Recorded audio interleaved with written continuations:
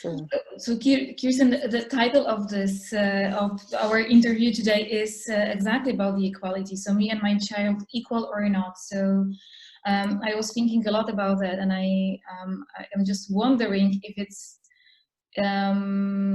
it's simply something natural that there is this power imbalances in our families, that the parents have some privileges over the children. Isn't it something simply like inscribed into parenthood? It seemed to have been inscribed in the past, at least. Sometimes it looks like it was written in stone and was impossible to change. And I think it depends on what we are talking about. Do I have a power imbalance between me as an adult, a parent, and a child? And what is the power about? The power to do what? I don't recommend that we ask a 3-year-old, so where would you like to go on holiday this summer? Would you like to go to Norway, or would you like to go to Austria? And the reason for not asking a 3-year-old about that is that I have a hard time imagining that the 3-year-old have the information that you would like this person to have to be able to be part of the decision making. But if you have been to your grandparents last summer and you want to go again and your child starts screaming, you might want to find out, why are you screaming when we talk about visiting the grandparents? Maybe there's something to understand here. So the idea of letting the children be involved in our life, have influence, be part of some decisions, is part of a child growing up. So there are things that the child when they are newborn, no way they can have influence on that. But you do want them to gradually get more and more influence on their own life, because you would like them to learn something before you let them loose as adults. In Denmark, you are an adult when you're 18. And I would like my children to be well equipped for a world where they know themselves, where they can feel inside, do I want to be part of this or not?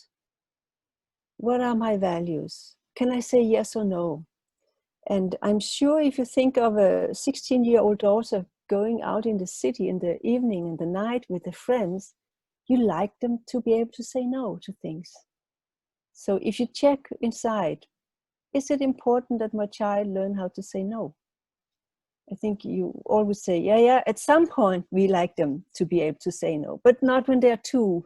When they're 2, they should just say yes, yes, yes. And this is because we have difficulties in how to engage with a 2-year-old. We might also have difficulties engaging with a 16-year-old. That's a different story. So the whole idea that there is a difference in what we are responsible for. I am responsible for my child in ways that my child is not responsible for me. So there's a difference. You can say there's an imbalance. And we have different influence on different topics, and the child gets more and more influence as it grows up. But is that the same as a power imbalance? Is that the same as me having privilege? Or is it me serving a job that I have? I have a task to do as a parent. I have a task of earning money and spending them well in the service of my family. So maybe it's more about leadership. And I like to say that leadership is love. Leadership is service. Leadership is care. Leadership is not me deciding everything and telling you what to do. And it's also not the adult knowing what's best for you. There are some situations that the adult need to act out of its own need for protection, to protect my child. But I think when I grew up, there was this, we made fun with this sentence when the mother says, I'm freezing, you need to put on your coat or your jacket. And this is just a very clear example of how we mix up the parent's need and the child's need. I am freezing, you must put on your coat. But if we can understand that there are needs behind everything we suggest, we are living in a different world than the world of the domination and the power privilege part of the world. There is much more to say about this, so let me stop here and see how this lands with you.